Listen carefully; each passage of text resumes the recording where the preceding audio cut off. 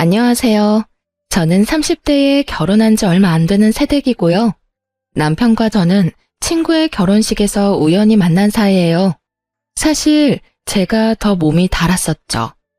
그때 저와 사선 방향에 앉아있던 사람이었어요. 분위기가 참 특이했죠. 뭐랄까, 약간은 그늘진 것 같으면서도 알 수 없게 신비한 듯한 그런 인상의 남자였어요. 그 사람에게서 눈길을 뗄 수가 없더라니까요. 친구의 친구 몇 다리를 건너서 그 사람이 뭘 하는 사람이며 그 사람의 연락처까지 알 수 있었죠. 알고 보니 그 사람은 명문대를 나와서 현재 공무원 5급 공채 시험을 준비 중인 사람이더라고요. 정말 큰 용기를 내서 그 사람에게 전화를 걸었더니 저를 기억하고는 있더라고요. 하지만 처음 반응은 심드렁했답니다. 그렇게 한동안 반응이 없더니 제가 적극적으로 대쉬를 하니까 슬슬 제 쪽으로 넘어오기 시작했어요.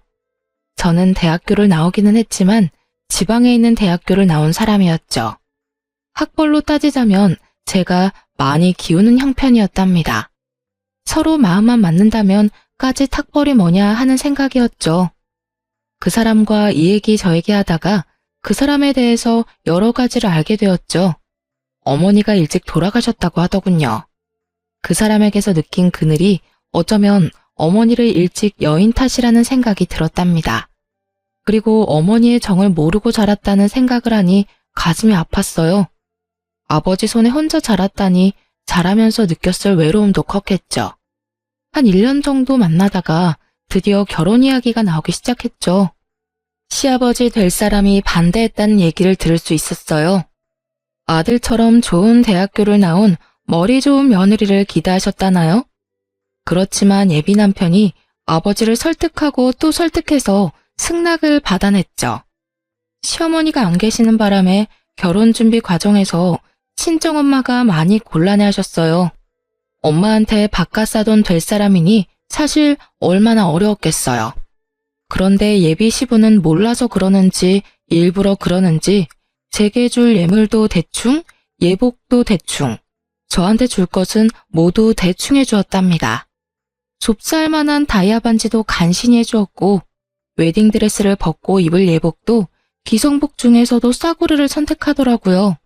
한복도 간신히 한 벌을 해주는데 싸 보이기 이를 데 없는 동네 한복집에서 한 벌 해주더군요. 친정엄마가 분통을 터뜨리셨죠. 왜 이런 집안에 시집을 가야 하냐고 말이죠. 거기다가 사실 공채 시험이라는 것이 워낙 어려운 시험이다 보니 미래가 불확실한 상태잖아요. 그것도 친정엄마에게는 마음에 들지 않았을 거예요. 하지만 그때 저는 남편만 제 편이면 된다고 생각했어요. 평생 시부 모시며 살 것도 아니니까요. 그렇게 결혼을 하게 되었고 신혼집도 간신히 방 2칸인 변두리 아파트에서 시작했어요. 그것도 우리 집에서 집값을 많이 치르고 들어간 집이었죠. 그러고도 시아버지는 제게 별 미안해하는 기색도 없었고 오히려 저 같은 사람이 귀한 남편 만난 걸 고마워해야 한다더라고요. 솔직히 그때까진 그래, 다른 집들 악독한 시어머니 있는 것보다야 시아버지 한 분만 날 힘들게 하는 게 차라리 낫다 싶었어요. 그런데 결혼 생활은 제 생각보다 훨씬 더 험난했어요. 시아버지가 예상 밖의 것들을 관여하기 시작했거든요. 일단 시부는 전형적인 가부장적 인간이었습니다. 준영이가 공부 중이니 안사람하고 같이 있는 것은 좋지 않다. 너는 집에 와 있으려무나. 그리고 며칠에 한 번 가서 반찬이나 빨래나 해주고 오면 된다. 난데없는 시아버지의 별거 명령이 떨어졌죠. 결혼한 지 얼마 되지도 않은 사람한테 떨어져 살라뇨. 그것도 친정에 가 있으라는 것도 아니고 시아버지 혼자 있는 집에 가서 시집살이를 하면서 마치 파출부처럼 가서 반찬이나 해주고 빨래나 해주라니 정말 황당했어요. 아버님, 저희 결혼한 지 1년도 안 됐어요. 신혼부부라고요. 아무리 시험 공부 중이라지만 어떻게 이렇게 별거를 하라고 하시는 거예요? 무조건 혼자 있다고 공부가 잘 되는 건 아니죠. 그러면 왜 결혼 허락하신 거예요? 차라리 시험에 붙고 결혼하라고 하셨어야죠. 제가 시집으로 들어갈 기미가 보이지 않자 결국 시아버지는 남편을 데리고 집으로 들어가 버리셨어요. 가잔다고 따라간 남편 또한 한심하다는 생각이 들더군요. 남편과 시아버지 둘 다 들으라고 가서 또박또박 제 의견을 말했어요. 아버님, 시험 공부 중요한 거 저도 알아요. 하지만 주변 상황이 정리되어야 시험 공부도 잘 되는 거잖아요. 제가 집에 혼자 있으니 이 사람 마음이 아무래도 편하지 않을 거고, 또 아버님이 귀한 아들 내조하실 거 아니잖아요. 오히려 준영 씨가 아버님 뒷바라지를 하게 될 것 같은데요. 저하고 있을 때보다 따로 있는 게 더 시험 공부에 지장을 주게 되는 거죠. 그런데 다음 순간에 정말 상황에 어울리지 않는 생뚱맞은 소리가 들려왔어요. 무언가 깨지는 소리가 날카롭게 공기를 찢었죠. 시아버지가 제가 하는 말을 버릇없는 말대꾸라고 생각했고 그 분을 이기지 못해서 사기 재질로 되어 있는 잿더리를 벽에다 던진 것이었어요. 잿더리가 산산조각이 나서 사방에 흩어졌죠. 아버님, 저희가 기왕 결혼을 한 이상 아무리 부모님이라 해도 이러실 권리가 없으신 거예요. 그걸 왜 모르세요? 그리고 아버님, 사람을 향해서 던지지는 않으셨다고 해도 이건 엄연히 폭력이에요. 어떻게 맞이한 지 1년도 안 되는 며느리 앞에서 이런 충격적인 모습까지 보여주세요? 남편이 제 입을 막고 끌다시피 밖으로 데리고 나오더라고요. 내 말 틀린 거 하나도 없잖아. 그리고 준영 씨도 그래. 어떻게 새신랑이 오란다고 그렇게 홀딱 가버려? 집에 새 신부 혼자 놔두고 말이야. 귀를 막고 한번 물어봐. 세상 천지에 시아버지 집에 들어와 사는 며느리가 어딨어. 그것도 단 둘이. 당신은 이게 경우에 맞는 요구라고 생각해? 남편이 싹싹 빌다시피 제게 사정을 하더라고요. 아버지가 원래 가부장적인 분이야. 자라면서 아버지 뜻을 거역해 본 적이 없어. 어머니도 살아생전에 아버지 의견 반대하는 건 거의 본 적이 없고. 당신이 이해해, 응? 참나, 뭐 이런 경우가 다 있나요? 아니, 가부장적이면 그 요구가 아무리 불합리해도 다 들어야 한다는 건가요? 저는 남편의 이런 해명이 더 이해가 안 가더라고요. 그래서 저는 남편더러 시험 공부 뒷바라지 제가 제대로 할 테니 집으로 돌아가든지 여기 눌러 앉아서 다시는 저를 볼 생각을 말든지 둘 중에 하나를 택하라고 했어요. 그리고 이런 뜻을 시아버지에게도 분명히 전했죠. 신혼 초부터 별거 하느니 차라리 헤어지겠다고. 시아버지에게 대들고 대들어서 남편을 집으로 데리고 가는데 성공했어요. 첫 번째 라운드는 제 승리로 끝난 것이었죠. 가면서 시아버지한테 본의 아니게 말대꾸를 하게 되어서 죄송하지만 이렇게 하는 것이 순리이니 아버님께서 이해해 주시길 바란다고 진심을 담아 말했어요. 시아버지가 아무 말도 못하더군요. 제 성격이 원래 이렇게 도리가 아니거나 좀 불이한 것을 보면 못 견디는 성격이거든요. 이런 제 성격과 시아버지의 가부장적인 성격이 충돌해서 시아버지와 저 사이에 대립은 자주 일어났죠. 거기다가 자식에 대한 긍지가 너무 지나친 사람이었어요. 저희 집에 자주 와서 둘러보고는 이건 이래라 저건 저래라 하는데 이건 뭐 시어머니보다 더하더라고요. 시아버지 시집살이가 더 맵다라는 말이 떠오를 수밖에 없었죠. 반찬이 이게 뭐냐? 네 남편이 무슨 소냐? 불밭이 따로 없구나. 이래가지고 체력이 필요한 시험 공부를 제대로 할 수나 있겠니? 우리 집 반찬까지 가지고 트집을 잡는 것이었죠. 사실 지금 상황에 제가 작은 회사에 다니면서 버는 돈으로만 두 식구가 살림을 하고 있는 중이었어요. 그다지 넉넉할 리가 없었죠. 돼지고기는 기름기도 많고 건강에 좋지 않다. 공부하느라고 앉아있는 애한테 먹일 만한 음식이 아니야. 고기를 먹이더라도 소고기를 먹여라. 하루에 한 끼는 소고기로 단백질 섭취를 시켜줘야 해. 소고기 좋은 거 누가 모르냐고요. 하지만 당신 아들이 아직 수험생인데 무슨 돈으로 하루에 한 번을 꼭 소고기를 먹일 수가 있겠어요? 솔직히 가장이 수험생인 것도 감당하기 힘든데 저 나름대로 식재료를 신경 써서 식사 준비를 했단 말이죠. 수중에 있는 돈을 고려해서 건강한 식재료 찾는 게 어디 쉬운 일인가요? 그런 일에까지 참견하는 시아버지가 참 경우 없다 싶더군요. 이렇게 시아버지와 제가 사사건건 대립하던 중 드디어 남편이 시험에 합격했어요. 정말 눈물이 날 만큼 기뻤답니다. 시아버지도 뛸 듯이 기뻐했죠.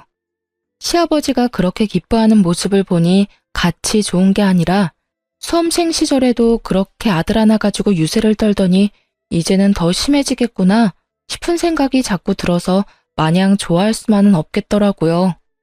어쨌든 남편이 연수를 마치고 발령을 받아 꽤 많은 연봉을 받게 되었죠.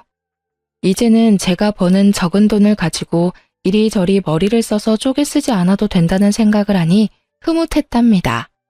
친정엄마도 정말 좋아해 주셨어요.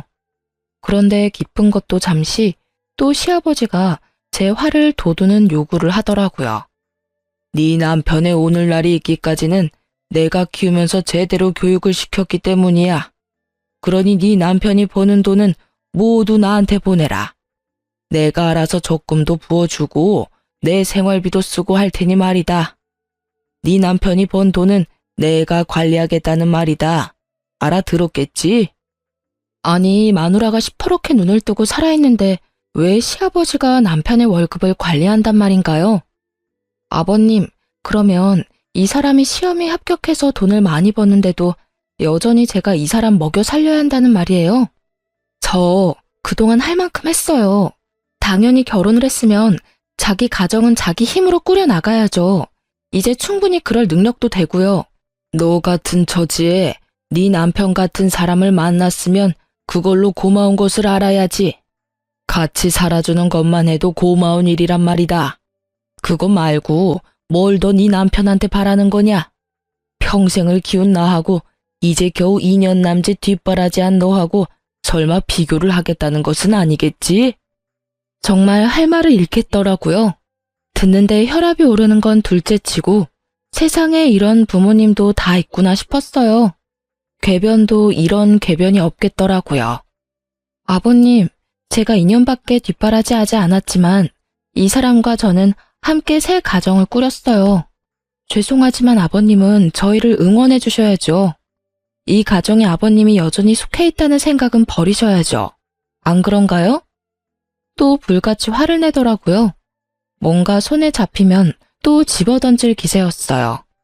제가 고분고분 말을 듣지 않으니까 아들과 직접 이야기하겠다고 하는 거였죠. 결론이 나지 않는 시아버지와 저의 대립. 정말 생각하면 생각할수록 골치가 지끈거리더라고요. 오죽하면 온라인 게시판에 글을 다 썼다니까요. 시아버지 시집살이 혹시 경험하신 분 계시나요?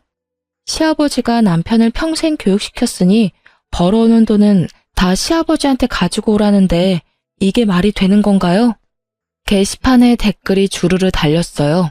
당연히 다 말이 안 된다는 거였죠. 다만 특별히 하는 일이 없다면 생활비는 드릴 수 있겠지만 결혼한 아들의 수입 관리를 아버지가 다 한다는 것에는 모두들 기가 막혀 하더라고요. 이런 굵직굵직한 싸움거리뿐만 아니라 제 신경을 긁는 사소한 요구도 많았죠. 일주일에 2번은 집에 와서 저녁을 차려라. 언제 친구들이 집에 오기로 했으니 와서 술상을 차려라. 그것도 하루 이틀 시간도 주지 않고 직전에 연락해서는 제게 명령조로 말하더라고요. 남편과 또 말싸움이 벌어지고 말았죠.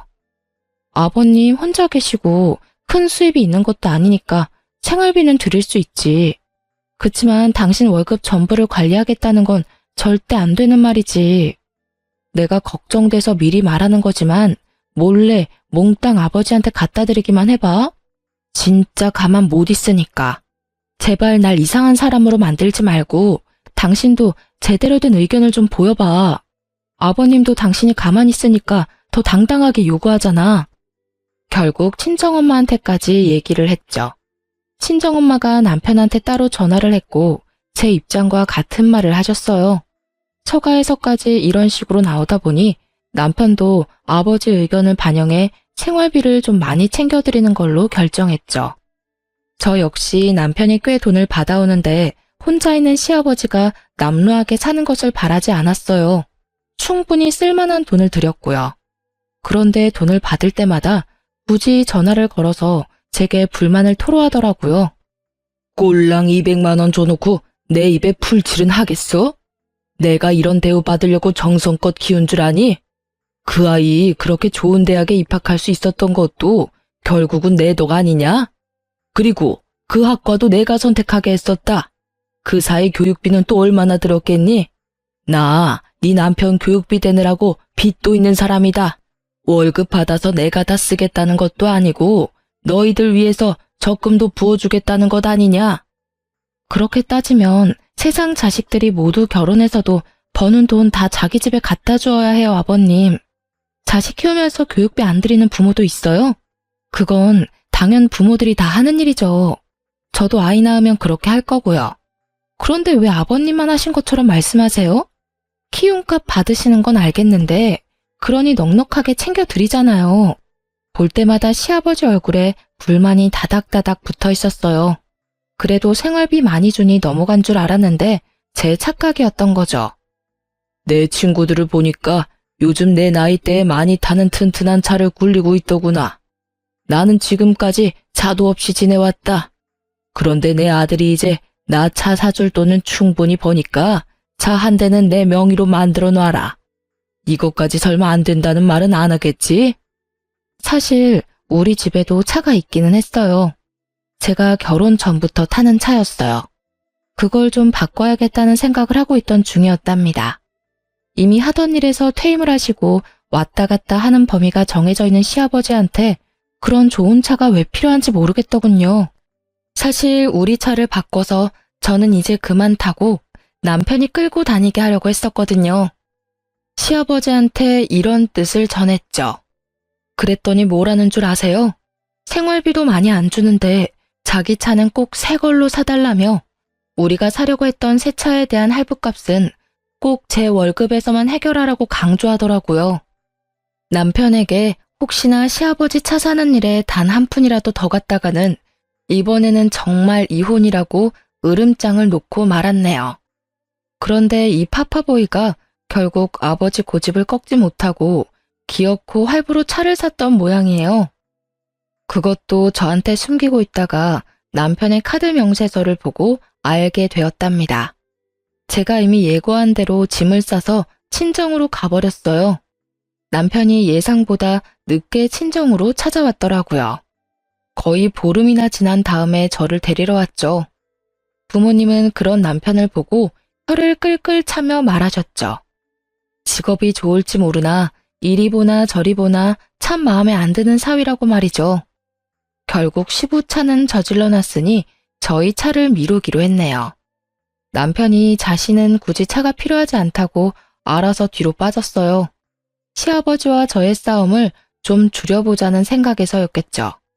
그래서 제가 타던 차는 같이 타기로 마무리됐고 좀 더 바쁜 일이 있는 사람이 차를 먼저 쓰기로 한 거였어요. 그런데 시아버지의 요구는 그것으로 끝나지 않았어요. 집안의 도배를 모두 새로 해야겠으니 그 비용을 대고 와서 일하는 사람들 감독을 하라고 하기도 했고요. 언제는 또 친척 중 누구 결혼식에 가는데 그때 입을 명품 로고가 붙은 양복을 꼭 마련해내라고 하기도 했어요. 이건 무슨 명품 핸드백 사달라는 시어머니하고 다를 바가 없더군요. 견디다 못한 제가 몇 번 더 친정으로 가버리기도 했고요. 그럴 때마다 남편이 와서 빌어서 간신히 저를 데리고 가곤 했죠. 아무튼 그렇게 시아버지는 제 생활 최대의 스트레스였답니다. 결혼 전에는 시어머니가 안 계시다기에 시집살이에 대한 스트레스는 없을 것이라고 생각했었어요. 며느리 사랑은 시아버지라고 하잖아요. 우리 집에서 그런 말은 절대 해당 사항이 없었죠. 그러던 어느 날 제 퇴근길이었답니다. 그날은 거래처에 여기저기 다닐 일이 있어서 제가 차를 가지고 나온 날이었어요. 집으로 돌아가는데 옆에 아주 익숙한 차가 한 대 서 있더라고요. 바로 시아버지 차였어요. 제 스트레스의 주범인 시아버지였지만 길거리에서 우연히 보니 어쨌든 가족이라고 반갑기는 하더라고요. 그래서 차창을 내리고 아는 척을 하려고 하는 순간 조수석에 타고 있는 사람을 보게 되었답니다. 제 또래 정도밖에 안 되는 젊은 여자였어요. 시아버지가 운전을 하면서도 하도 다정하게 얘기 중이었기에 저는 도로 차창을 올리고 말았죠. 하지만 궁금하기는 하더라고요. 시아버지는 그 여자와 뭔가 긴히 이야기를 하는 것 같았고, 그래서 슬쩍 따라가기가 쉬웠어요. 차가 시내를 관통해서 미사리 쪽으로 가더니 한 분위기 있어 보이는 카페로 들어가더군요. 저도 최대한 먼 곳에 차를 대고는 몰래 따라 들어가 보았어요. 들킬까봐 테이블에 앉지는 못하고 문 밖에서 두 사람을 지켜보았죠. 이야기가 정말 긴한 이야기인지 제가 여러 번 빼꼼히 카페 문을 열고 들여다보는데도 얘기하는 것에 여념이 없더라고요. 얼굴이 꽤 예쁜 편인 여자였어요. 지적인 분위기가 철철 흐르는 여자여서 둘이 어떤 관계일까 너무 궁금하더라고요. 아버님 말야, 혹시 너무 외로우신 건 아닐까? 나 오늘 길거리에서 아버님 차에 젊은 여자가 같이 탄 거 봤어. 미사리까지 가시던데. 얘기도 아주 긴한 얘기인 것 같았고, 내가 보기엔 보통 사이가 아닌 것 같았다니까. 남편이 픽 웃더군요. 그러더니 갑자기 그 여자가 어떻게 생겼는지 대략 이야기를 해보라는 것이었죠. 제가 얘기를 하고 나니 남편이 갑자기 더 크게 웃더라고요. 아, 누군지 내가 알 것 같다. 걔는 아버지 사촌 형제 딸이야. 나랑은 그러니까 육촌간이 되는 여동생이지. 미국에 있다가 최근에 귀국했어. 바로 구해구만 뭐. 그런데 요즘 세상에 당숙하고 당질이 뭐 그렇게 가까운 사이야? 그렇게 긴히 나눌 말이 뭐가 있어. 아무튼 여자의 정체가 제가 생각하던 그런 것은 아닌 모양이었어요. 그런데 그 여자는 그 이후에도 시아버지 옆에서 자주 눈에 띄게 보이더라고요. 심지어 시집에서 그 여자를 본 적도 있었죠. 요즘 세상에 당숙과 당질이 뭘 그렇게 자주 만날 일이 있냐고 남편에게 다시 물었어요. 아, 그건 걔가 한국에 들어와서 사업 하나를 구상하고 있나 봐. 커피 전문점을 하나 열고 싶어 한대. 그런데 아버지는 이미 돌아가셨고 사실 의논할 사람이 우리 아버지밖에 없나 봐. 아버지가 젊은 시절에 걔네 아버지 되는 당숙한테 신세진 적도 있었고 최근에 귀국해서 한국 물정을 잘 모르기도 해서 도와줘야 되거든. 뭐 그런 사정이라니 그런가 보다 했어요. 그러니까 저한테 육촌 시누이가 되는 사람이었죠. 남편보다 손 아래라고 했어요. 그래서 그 육촌 시누이에 대한 이야기는 잊고 있었고 그렇게 몇 주가 흐른 다음이었어요. 친정엄마가 밑반찬을 아주 넉넉히 해오시면서 제 시부에게도 갖다 주라고 하기에 반찬들을 챙겨 들고 퇴근 후 조금 늦은 저녁에 시집으로 갔죠. 엘리베이터에서 내렸더니 현관문 앞에 어떤 여자가 문을 열고 나오고 있더라고요. 그 육촌 시누이 되는 사람이었어요. 그 여자가 고개를 들고 저를 보더니 깜짝 놀라더라고요. 안녕하세요. 말씀만 들었지 인사는 처음이네요. 제가 아마 옳게 되는 입장일 거예요. 그렇게 말씀 들었어요. 안녕하세요. 저도 말씀 많이 들었어요. 다음에 뵐게요. 제가 지금은 바쁜 일이 좀 있어서. 뭐 그리 놀랄 일이 있었던지 어딜 빨리 가봐야 한다며 도망치듯 그 자리를 벗어나더라고요. 그런데 너무 서둘다 보니 핸드백이 도어락 손잡이에 걸리면서 바닥에 뭔가가 떨어지더군요. 집어들고 보니 가방 장식품이었어요. 비싸 보이는 물건이라 꼭 전해줘야겠다고 생각하고 아래층으로 따라 내려갔죠. 찰나의 순간이라 아직 멀리 못 갔을 거라 생각했는데 쉽게 보이지 않더라고요. 두리번 거리다가 다른 동까지 와버렸고 마침 어떤 여자 통화 소리가 들리는데 그 여자 같더라고요. 나 정말 깜짝 놀랐어. 갑자기 문 앞에 서 있더라니까. 언제까지 기다려야 하는데 아버님한테 무슨 대책이 있으신 건데 그 여자랑은 정말 언제 헤어질 거야? 이 말만은 정확히 들을 수 있었죠. 하지만 지나가는 자동차 소리에 더 자세한 말은 들을 수 없었어요. 속으로 이 시누이도 애정관계가 복잡하구나 생각했답니다. 목소리가 들리는 방향으로 찾아갔죠. 아가씨, 여기 뭐 하나 떨어뜨리고 가셔서. 그야말로 유령이라도 본 듯 기겁을 하며 도망을 가더라고요. 정말 빠른 속도로 그곳을 벗어나는 거 있죠? 남편이 퇴근한 후 이 이야기를 하면서 집까지 드나드는 이유가 뭐냐 물었죠. 그랬더니 남편이 말하기를 그 사업 관리를 아버지에게 맡길 수도 있다는 것이었어요. 커피 전문점이라면 젊은 사람들의 감각이 필요한 일이었기에 좀 의외라는 생각이 들긴 했지만 그거야 뭐 본인들이 알아서 할 일이니까요. 그즘 남편은 일이 많은지 귀가가 늦는 날이 많았어요. 공무원의 좋은 점 하나가 칼퇴인데 남편은 신입이라 아직은 그러지 못하다는 것이었죠. 남편이 힘들겠다 싶었어요. 친정엄마가 그 말을 듣고 정말 등급이 좋은 사고를 사서 올려보내셨어요. 이번에도 역시 넉넉하게 보내주셨기에 시아버지 몫까지 준비했죠. 그리고 거의 밤을 새고 사고를 고았어요. 덕분에 다음날 출근해서 신나게 졸았답니다. 시아버지가 먹을 것을 따로 담아서 차에 싣고 시집을 향해 갔죠.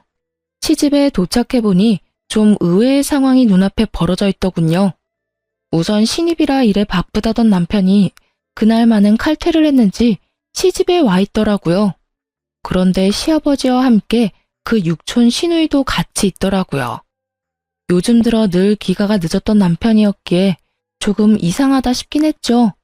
그리고 또 좀 이상한 것이 제가 들어가니 그동안 무슨 이야기를 하고 있었던지 입을 다물면서 분위기가 싸해지는 것이었어요. 할 얘기를 해봤자 시누이가 벌인다는 사업 이야기밖에 없었을 텐데 그 이야기가 저 있는 곳에서는 못할 이야기인가 싶더라고요. 하긴 우리 시아버지가 저를 무시하는 거야 뭐 잘 알고 있긴 하지만요. 저 같은 사람이 남편과 살고 있다는 것 자체를 고마워해야 한다는 사람이잖아요. 그러니 뭐 사업 이야기 같은 얘기를 제 앞에서 굳이 하고 싶지 않을 수도 있었겠죠. 하지만 어쨌든 이런 분위기가 마음에 걸리긴 했어요. 직감적으로 뭔가 이상한 것은 틀림없었죠. 남편과 함께 집으로 돌아왔지만 제 마음이 계속 찜찜했어요. 남편이 샤워를 하고 피곤하다며 먼저 잠에 떨어지고 나서 침대 옆 협탁 위에 있는 남편 핸드폰이 눈에 띄었죠. 패턴이 걸려있더군요. 하지만 남편은 제가 아는 한 일과 아버지밖에 모르는 단순한 사람이었죠. 슬쩍 멀리서 보았던 패턴을 비슷하게 따라해보니 금방 풀리더라고요. 시아버지와 주고받은 문자가 우선 보이더군요. 어떤 방법으로 일을 처리하시려고 그러시는데요? 어떻게든 이 애비가 알아서 할 테니 기다려라. 이런 내용밖에 별다른 내용은 없었어요. 하지만 처리한다는 그 일이 어떤 일인지 궁금하긴 하더라고요. 그리고 패턴이 열린 김에 남편의 핸드폰을 구석구석 살펴보았죠. 그러다가 앨범에서 그 시누이와 남편이 찍은 사진을 발견하게 되었어요. 좀 상식적이지는 않더라고요. 요즘 세상 사촌간에도 특별한 경우가 아니면 그다지 교류가 없는 판국에 육촌남매가 같이 사진 찍을 일이 뭐가 있나 싶더라니까요. 셀카는 아니고 누가 찍어준 듯 한 방향을 바라보고 같이 웃고 있는 사진이었어요. 그런데 그 순간 갑자기 제 머리를 치고 지나가는 기억 하나가 있었죠. 그때 그 신우의 통화 내용 말이에요. 특히 그 갑자기 문 앞에 서 있더라니까 라는 대목에서 갑자기 문 앞에 서 있던 사람은 저밖에 없었거든요. 그렇다면 절 보고 그렇게 놀랐다는 말인데 저는 그 집 며느리 되는 사람이잖아요. 전혀 놀랄 이유가 없는데 뭔가 제게 숨기는 게 있다는 거 아니겠어요? 곰곰이 생각하던 중 한 가지 계획을 세우고 시집을 방문했어요. 하지만 세 사람이 같이 있는 경우가 드물더라고요.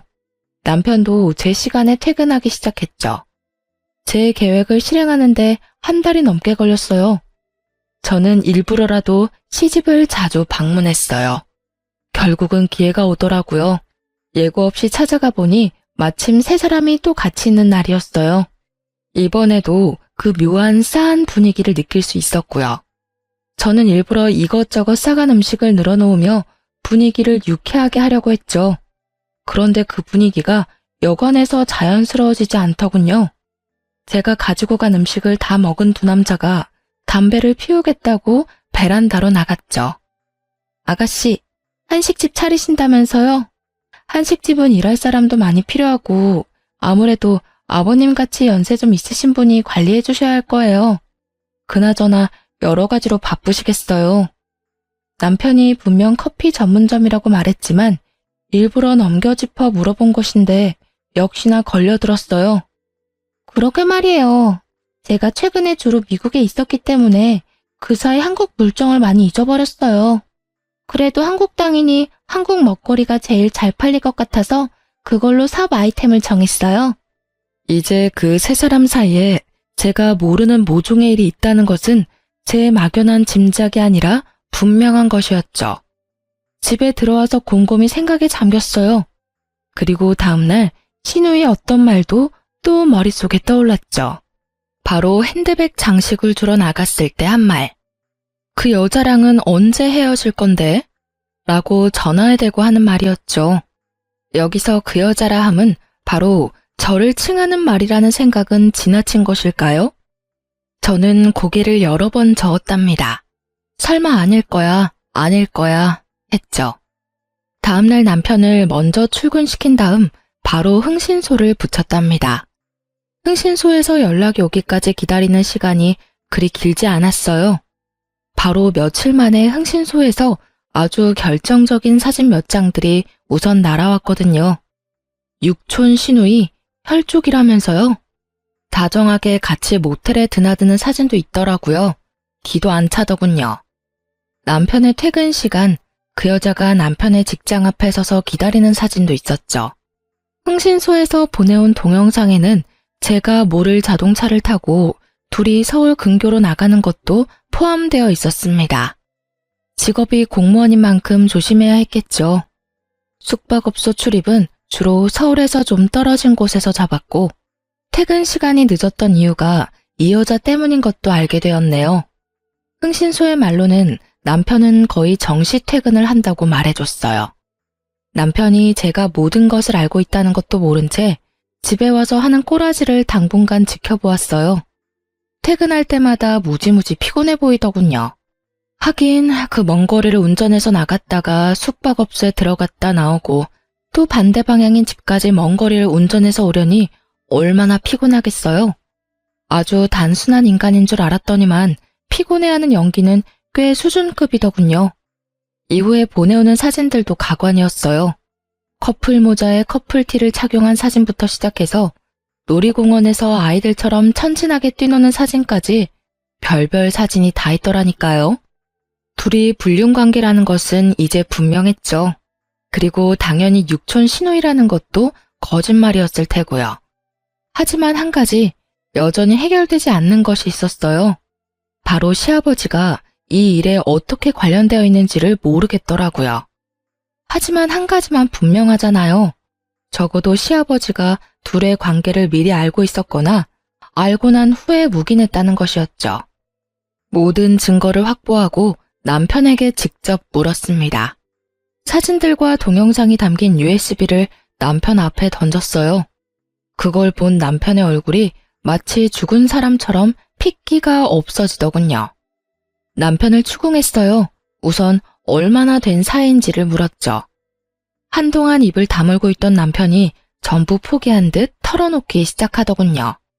그 여잔 내가 대학교 때부터 좋아한 내 첫사랑이야. 잠시 사정이 있어서 헤어져 있다가 최근에 다시 만난 사이야. 정말 기가 막히더군요. 길거리에서 만나서 잠깐 즐긴 것이라고 하면 차라리 이것보단 나을 것 같았어요. 그런데 10년이 넘도록 간직해온 첫사랑이라뇨. 그렇게 첫사랑을 못 잊으면서 왜 저하고 결혼했냐고 따졌죠. 그랬더니 망설이면서 한다는 말이 더 가관이었어요. 제가 먼저 접근해왔지만 사실 저에 대해서 큰 관심은 없었다고 하더라고요. 그런데 친구들을 통해서 아름아름 알아보니 우리 친정이 잘 산다는 걸 듣게 되고 아버지와 의논해서 결혼을 결정했다고 말이에요. 친정이 잘 사니 수험 생활이 끝날 때까지 편하게 지낼 수 있을 것이라고 생각했다면서요. 그러니까 이 미친 부자가 수험 생활 동안 돈 꺼낼 수 있는 ATM이라고 저를 생각한 거예요. 결혼을 어떻게 수험 생활할 동안 생활비 대주는 용도로 생각했어? 그 좋은 학교에서는 그렇게 가르치나 봐? 첫사랑? 그래. 누구한테나 첫사랑은 있지. 그렇게 첫사랑이 소중했다면 어떤 이유로든 다른 여자와 사귀거나 결혼했으면 안 되는 일 아니었을까? 당신의 첫사랑이라는 그 여자도 당신이 시험에 붙을 때까지 생활비 대줄 용도로 다른 여자와 사는 걸 알고 있는 거고, 사랑하는 사람이면 서로 힘들어도 같이 살면 되지. 그깟 돈 때문에 좋아하지도 않는 여자를 옆에 두고 산다고? 웃기지 마. 수험 생활 뒷바라지 하는 게 힘들어서 그 여자는 널 찬 거야. 딱 보면 나오잖아. 그게 네가 말한 진정한 사랑이야? 당신은 그 잘난 머리로 공부만 하지 말고 사람 보는 눈을 높여봐. 하긴 내가 그런 말 할 처지는 안 되네. 당신이 뭐가 잘났다고 돈 써가며 내조했을까? 남편이 말없이 듣고 있더군요. 그 여자가 먼저 남편을 차서 헤어지게 되었다더군요. 그래서 헤어져 있는 기간 동안에 그 여자가 다른 남자하고 약혼을 했다가 파혼을 했다는 것도 듣게 되었죠. 그게 모두 미국에서 이루어진 일이라고 했고, 귀국해서는 남편을 찾았는데 남편은 그때 시험 공부 중이었고요. 그때 마침 제가 적극적으로 남편에게 대시를 했었던 바람에 결혼까지 한 거였죠. 웃긴 건 시아버지가 그 여자를 무척 마음에 들어한다고 말하더라고요. 남편과 같은 명문대 출신이라 머리가 좋다는 이유에서요. 시부가 얼마나 가부장적이냐면 자식을 낳으면 머리는 엄마 쪽을 담는 거라며 무조건 좋은 대학을 나온 사람과 결혼해야 한다는 이념을 가진 사람이었어요. 아무리 그래도 그렇지 이미 결혼식까지 치른 자식이 다른 여자를 만난다는데 뜯어 말렸어도 모자랄 판에 오히려 반가워했다네요. 정말 비뚤어진 아버지와 비뚤어진 아들의 합작품이 아닐 수 없었어요. 다음 날 남편 놈과 함께 시부에게 찾아갔죠. 도살장에 끌려가는 소같이 구는 남편 놈과 함께 도착했더니 시부도 뭔가 잘못되었다는 걸 알아차린 거죠. 이 사람 이제 다 자랐고 결혼까지 한 사람이에요. 자기 가정을 꾸려나가는 데 있어서 아버님이 초등학생 학교 보낸 것처럼 참견하신 일에 대해서는 더 말씀드리지도 않겠어요. 그런데 그렇게 좋은 대학에 보내 잘 교육시켰다는 분이 아들의 불륜관계를 부추기다뇨? 그리고 이미 결혼한 죄 없는 며느리를 내쫓을 생각을 하셨다고요? 아버님의 아들에 대한 평생 교육이 어땠는지를 정말 잘 알겠네요. 바로 아버님의 그런 삐뚤어진 사랑이 삐뚤어진 아들을 만들어낸 거예요. 결혼은 조건이 아니라 사랑으로 하는 거지. 돈이 필요해서 잠깐 같이 사는 계약관계가 아니라고요. 뭐 위자료 치르고 아들 이혼하면 그만이라 생각할 건가요? 아버님이 돈 뜯어내는 ATM 정도로만 생각했으니 저도 순순히 물러날 생각 없네요. 뜯어간 만큼 도로 채워 넣으셔야죠. 아시죠? 저는 남편 수험 생활을 마칠 때까지 가정에 헌신했고 남편은 뒷바라지 해준 조광지처 배신하고 더러운 불륜이란 걸 저지른 불륜남일 뿐인 거. 물론 아버지로서 아들 불륜 눈 감아준 것도 법적으로 크게 작용할 거예요. 다들 그만한 대가는 치르셔야죠. 뭐라? 시끄럽다. 네가 끝까지 못 배운 티를 내는구나. 나를 감히 훈계해? 귀한 우리 아들을 너같이 못 배운 것한테 주려고 평생 그렇게 정성을 들였는 줄 아느냐? 거기다가 계집애가 남자에게 정신이 팔려 부끄러운 것도 모르고 먼저 뒷공문이 쫓아다니던 네가 내 마음에 들었을 줄 아느냐? 거기다가 생각한 만큼 돈도 안 쓰는 구두쇠 집안이더구나.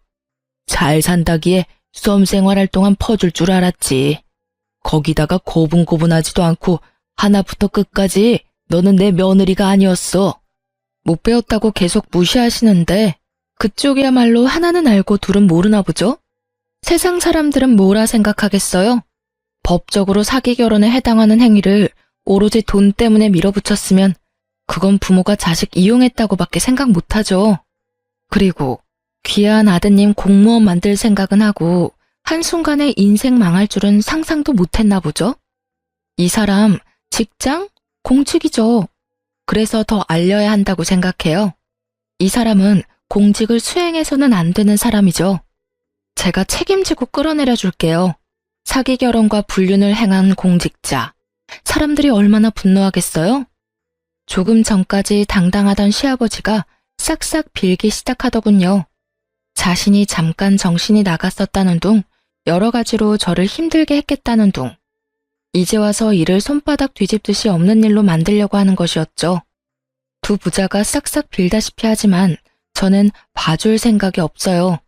증거를 다 갖추어 투서를 했죠. 증거는 모두 갖추어져 있으므로 전 남편은 파면 내지 중징계가 불가피해 보였죠. 그리고 저번 온라인 게시판에 올렸던 글에 제 근황을 달았고 저를 걱정해주던 사람들이 전부 함께 그 부자를 손가락질하기 시작했죠. 저는 위자료를 듬뿍 받아내고 이혼했어요. 결혼 기간이 짧아 재산 분할 같은 건 할 게 없었지만 제가 가정에 충실히 기여한 점을 내세워 위자료를 최대한 받고 끝냈죠. 하지만 그 돈으로 제가 겪은 상처들의 큰 위로가 되진 않더라고요. 물론 상간녀에게도 소송으로 승소의 위자료를 받긴 받았는데 끝까지 진심이 담긴 사과를 듣진 못했거든요. 제 이야기를 들은 여러분이 조금 답답하셨을지도 모르겠네요. 남편을 너무 좋아했던 게 죄였나 싶기도 하고. 큰 상처를 남기고 간 결혼이라 스스로 자책도 많이 했는데요. 하지만 사기친 놈이 잘못한 거지 사기 당한 사람이 잘못한 건 아니잖아요. 그리고 세상에 이런저런 부모 많다지만 이런 식으로 팔자 한번 펴보려고 자식 장사하는 부모를 처음 겪어봐서인지 솔직히 이제 결혼이란 게 너무 두렵네요. 제대로 된 집안에 시집 가려는 게 그렇게 큰 욕심인가 싶네요. 지금까지 제 결혼 생활에 대해 말씀드렸어요. 짧게나마 많은 위로와 응원 부탁드립니다. 감사합니다.